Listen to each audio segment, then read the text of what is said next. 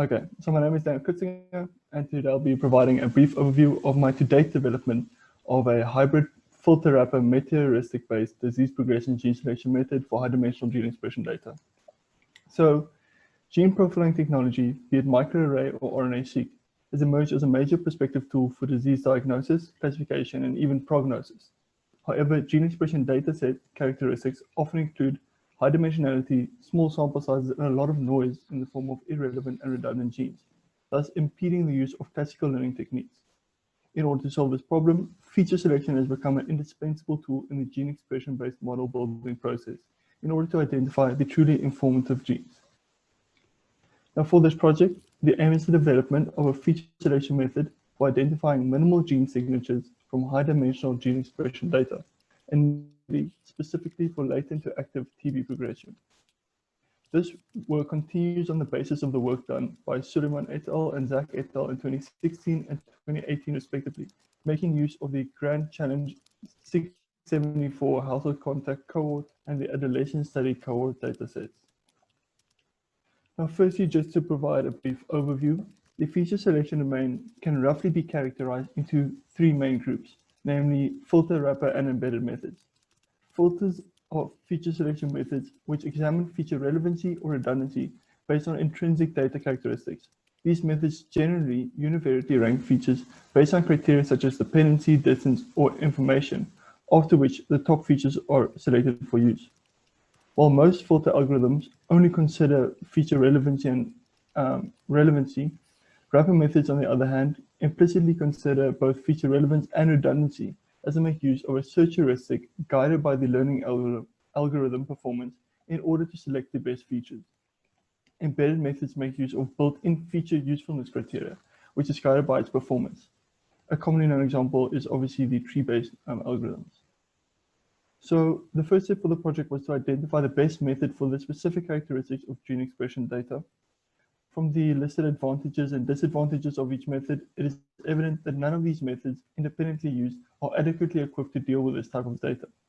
Thus, it was decided to make use of a more recently proposed feature selection architecture known as a two-stage or filter wrapper hybrid feature selection method. As the name suggests, this architecture combines the use of a computationally efficient filter and the superior performance of the wrapper method by first reducing a feature set cardinality with the filter method and thereafter employing the wrapper to identify the best subset of features from the filtered features. For both the filter and wrapper stages, there exists a variety of different algorithms that can be used. For the filter stage, it was decided to test 4 different algorithms, namely chi-squared, the Fisher score, minimum redundancy, maximum relevance method, and relief F. These algorithms were specifically chosen due to their common use for similar problems in literature. However, it was also focused to ensure that the algorithms make use of different measurement criterion, as this enabled their use in an ensemble. For the filter stage of the hybrid architecture, it is important to identify algorithms which show not only good predictive performance, but also stability with different classifiers. This provides an indication of the true discriminant power of the selected features. So the following slide provides some preliminary results of the mean sensitivity and specificity of 6 different classifiers implemented on the selected features of each of the filter algorithms. It also includes the results of an ensemble as of the selected features and all the features used, just to provide some context into how well the selected features are doing. So just some quick notes on the results. It is evident that the Fisher score shows the best results with both good sensitivity and specificity across the range of implemented classifiers. The MRM, the minimum redundancy maximum relevance method, on the other hand, provides a very stable result, a very unstable result. A very unstable result. Sorry. No problem, mate. Take a breath and continue when you're ready. Anyway, it provides a very unstable result. However, it can be seen that for some specific classifiers, it actually does better than the chi-squared, which is stable, but doesn't perform as well. Now, it is necessary to note that the filter outputs are, however, not required to show good predictive ability, as they intrinsically only look for relevant features. Thus, feature redundancy could be affecting their performance. A clear indication of this is shown by the result of the ensemble of the selected features, which although containing apparently good features from the Fisher score, now due to the addition of other features, struggles to deal with the feature redundancy. The wrapper stage is, however, specifically implemented to address this problem. Now for the wrapper stage, like the filter, it was also necessary to identify a suitable approach. As can be seen from the slides, the wrapper methods can be grouped by their search method as either deterministic or randomized. For this specific application, it was decided to make use of the randomized methods, and more specifically, a genetic algorithm.